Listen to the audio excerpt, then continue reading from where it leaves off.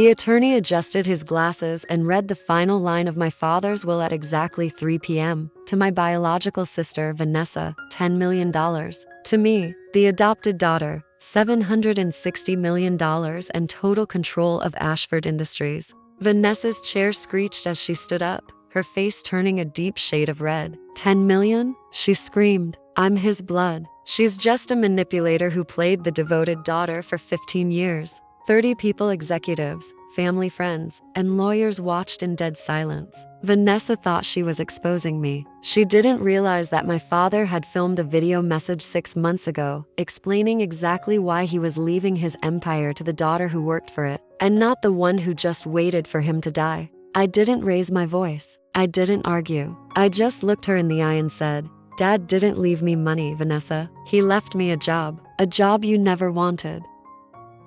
The attorney read the will at 3 in the afternoon. The funeral had ended 2 hours earlier. A service for 300 people in a cathedral that my father had donated to generously over 40 years. Eulogies from business leaders and politicians and family friends who spoke about Walter Ashford's integrity and vision and the empire he had built from a single manufacturing plant into a conglomerate worth $800 million. Now we were in the library of my father's estate. Oak paneling, floor-to-ceiling bookshelves, afternoon light coming through windows that overlooked 40 acres of carefully maintained grounds. The attorney, Richard Morse, sat at the head of the long table. My stepmother Charlotte to his right, my half-sister Vanessa beside her, me across from them, and seated along the walls and in chairs brought in from other rooms, approximately 30 people. Family, close friends, key executives from the company, the people my father had wanted present for the reading. Richard opened the leather portfolio containing the will, cleared his throat in the way that attorneys clear their throats when they are about to read language that someone has died before they could reconsider. The last will and testament of Walter James Ashford, he began. He read through the preliminaries, the legal language, the appointment of executor, the provisions for specific bequests to staff members and longtime employees, a donation to the cathedral, a donation to the hospital where my father had been treated during his final illness. Then he reached the section on the primary estate distribution. To my beloved wife Charlotte, I leave the residence at Fairmont Estate and sufficient liquid assets to maintain it in the manner to which she has become accustomed, along with an annual income of $2 million for the remainder of her life. Charlotte nodded, composed. She had known this was coming. We all had.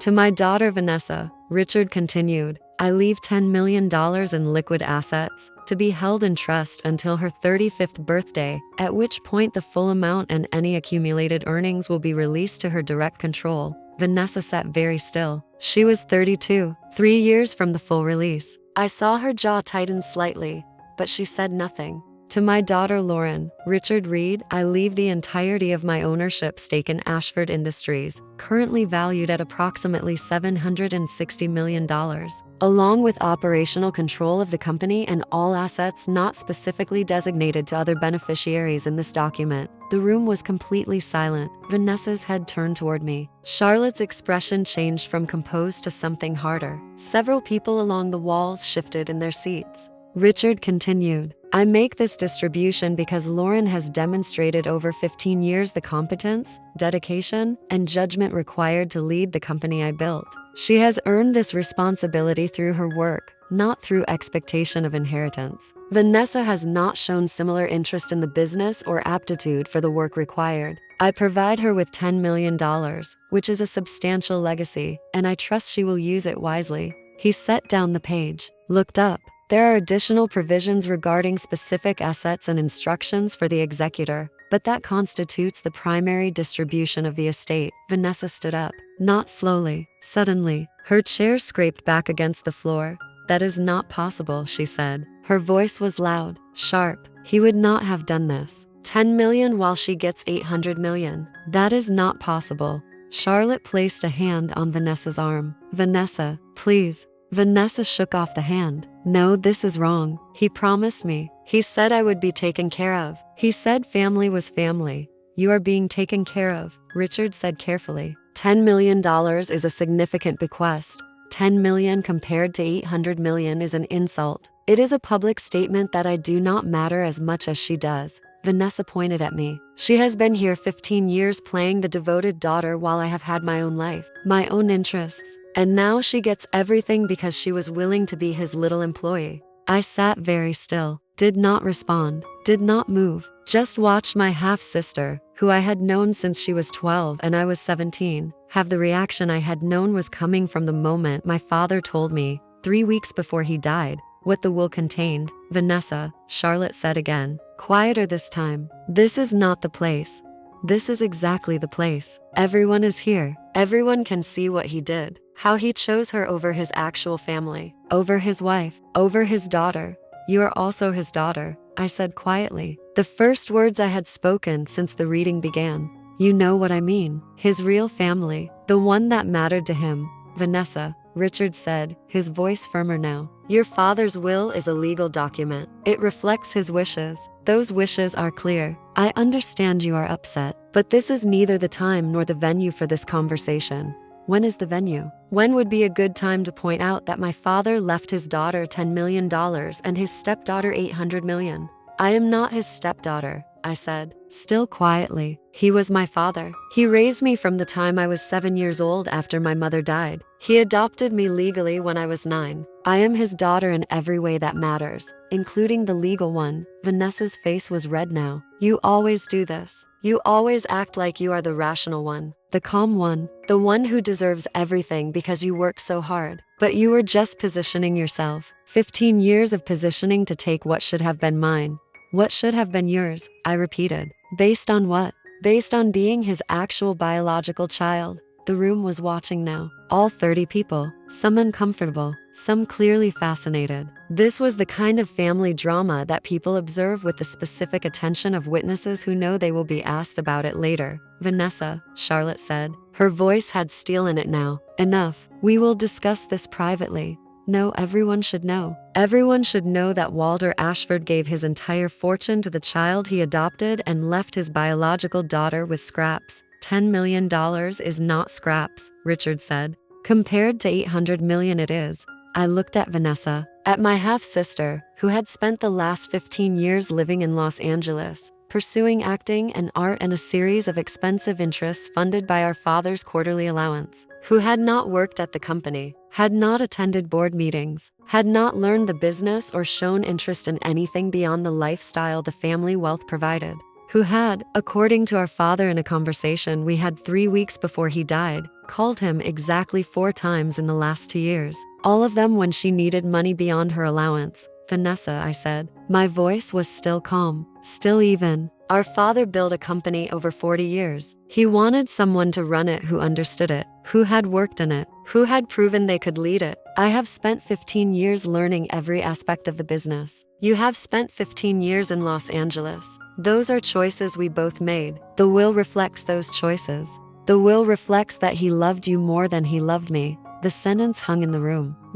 Honest in a way that bypassed dignity and went straight to the wound underneath. I did not deny it. I could have said all the things you are supposed to say in that moment. That is not true. He loved you. This is about business, not love. But they would have been lies, or partial truths, which are worse than lies because they ask everyone to pretend together. I do not know if he loved me more, I said. I know he respected the work I did. I know he trusted me with what he built. And I know he gave you $10 million, which is more money than most people see in a lifetime, and it is yours to use however you choose. Vanessa looked at me with something that was rage and grief and recognition all mixed together. The recognition was the worst part, because she knew I was right, and she hated that I was right, and she hated that everyone in this room knew I was right. I am going to contest this, she said. I am going to fight this will. You are not taking everything while I get nothing.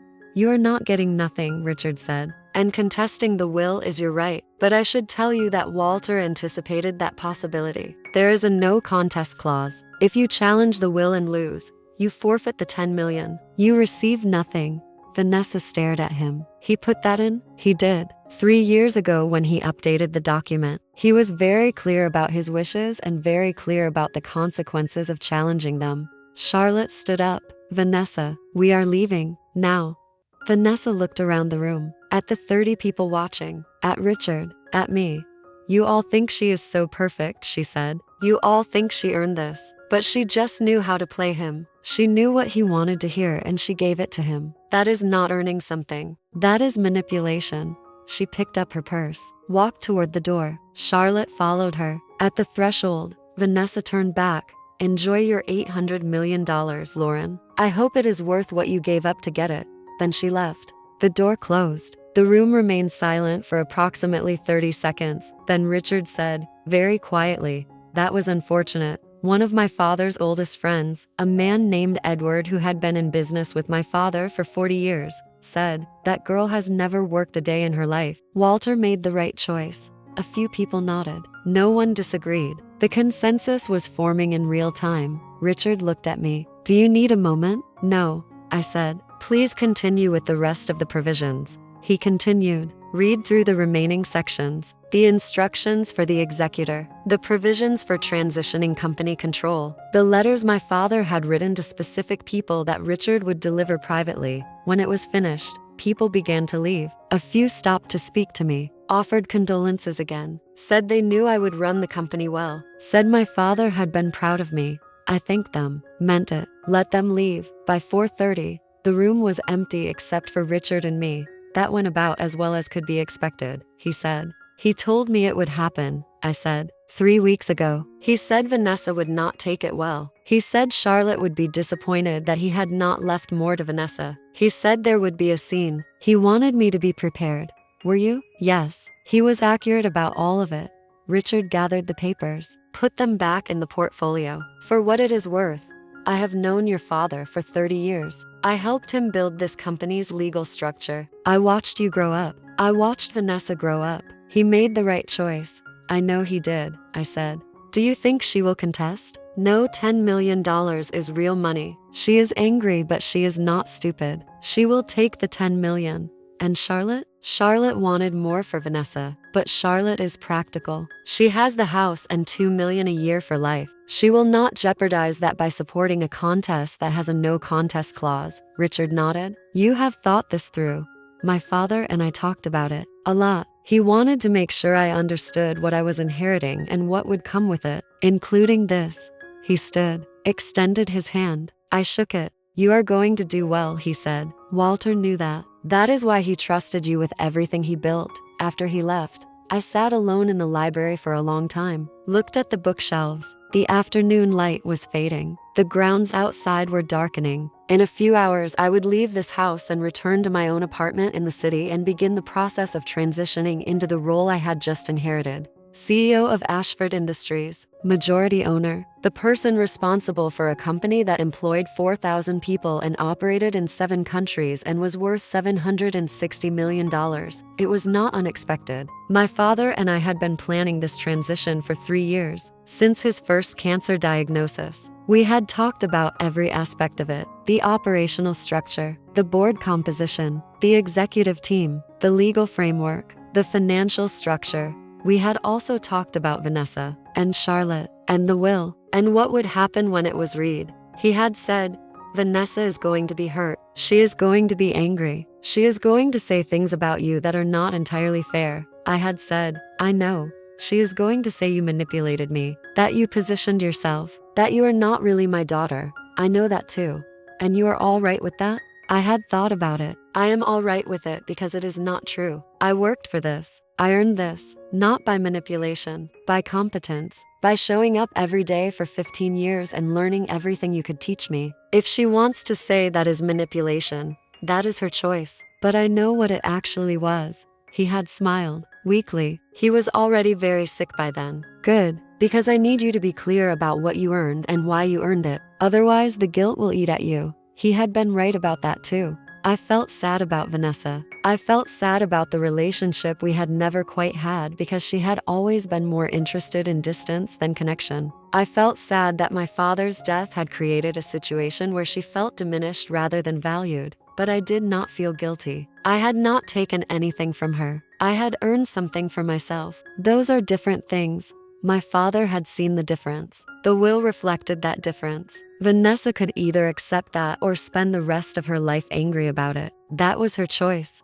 I stood up. left the library, walked through the house I had grown up in, the house that was now Charlotte's for the rest of her life, the house I had no particular need to return to after today. My father's estate was settled. The will was read. The assets were distributed. The company was mine. The work began tomorrow. I drove back to the city, ordered dinner, ate it at my kitchen table, opened my laptop and reviewed the files my father's executive assistant had prepared for me, the transition documents, the board meeting agenda for next week, the letters to key clients and partners announcing the change in leadership. Everything was organized, clear, ready. My father had prepared for this the way he prepared for everything, with precision and thoroughness and attention to detail. He had also prepared me for 15 years, every aspect of the business, every relationship, every decision, not because he was grooming an heir, because he was teaching someone he believed could do the work. I could do the work. I had been doing the work. Now I would do it with the title and the ownership that matched the responsibility. Vanessa never contacted me after that day. Charlotte sent a brief note 2 weeks later. It said, "I hope you understand that Vanessa is grieving." She did not mean everything she said. Perhaps when time has passed, you can reconnect. I sent a brief reply. It said, "I understand grief. My door is open if she wants to talk, but I will not apologize for what our father decided or for the work I did to earn his trust." Charlotte did not reply to that. The company thrived. Not immediately. Transitions are difficult even when they are well planned. But within a year, the board was confident. The executive team was aligned. The metrics were strong. I made decisions that my father would have made. I also made decisions that my father would not have made, but that needed to be made for the company to evolve. In 3 years, the company value increased from $760 million to $920 million. Growth, strategic acquisitions, market expansion. The things my father had taught me combined with the instincts I had developed working in the business for 15 years. Forbes wrote an article. They described me as one of the youngest female CEOs of a company over $1 billion in value. They mentioned my father's legacy. They also mentioned that I had spent 15 years preparing for the role. They did not mention Vanessa. They did not mention the scene in the library. They did not mention family disputes or inheritance fights or half-sisters who felt slighted. They mentioned the work, the results, the leadership, the things that actually mattered. I kept the article, not because I needed validation, because it was accurate. It reflected what I had built and what I was continuing to build. Vanessa's $10 million, according to the trust administrator I still had contact with through Richard, was managed conservatively and had grown to approximately $13 million by the time she received full control at 35. I did not know what she did with it. We did not speak, did not have contact, existed in the separate lives we had chosen. I saw Charlotte once a year at the company holiday event she attended as the founder's widow. We were polite, careful. Neither of us mentioned Vanessa or the will or the day in the library. We simply navigated the small amount of overlap our lives still required with the minimum necessary engagement. That was enough for both of us. I am 42 now, 10 years past my father's funeral. 10 years past the reading that exposed Vanessa's belief that inheritance was something you deserved by birth rather than something you earned through work. The company is valued at $1.3 billion now. I have been CEO for 10 years. The board is strong. The team is excellent. The business continues to grow. I have earned this, not by birth, not by positioning, not by manipulation, by showing up, by learning, by working, by demonstrating over 15 years that I could do what my father knew needed to be done. Vanessa can believe whatever she wants about how I got here. Everyone who was in that library knows the truth. Everyone who works with me knows the truth. Everyone who reads the company's results knows the truth. I built this. I continue to build it, and I will build it until I am ready to hand it to the next person who earns it the same way I did. Through work, not expectation, not entitlement, not birth, work. That is the only inheritance worth having. Here is what I want to know. If your sibling publicly accused you of manipulating your dying parent to get a larger inheritance, would you have stayed as calm as I did? Or would you have responded with equal force in that room? Some people say you should never let accusations like that go unanswered in front of witnesses. Others say that dignity under attack is its own answer. Do you think I was right to stay calm and let her finish? Or should I have defended myself more forcefully? And the question that stays with me, when someone gets $10 million and calls it scraps compared to what you received, Does that say something about them or something about the situation they are actually in? Tell me your honest answer in the comments. If you believe people should face the consequences of their actions, hit subscribe. I have got more stories of justice that will blow your mind.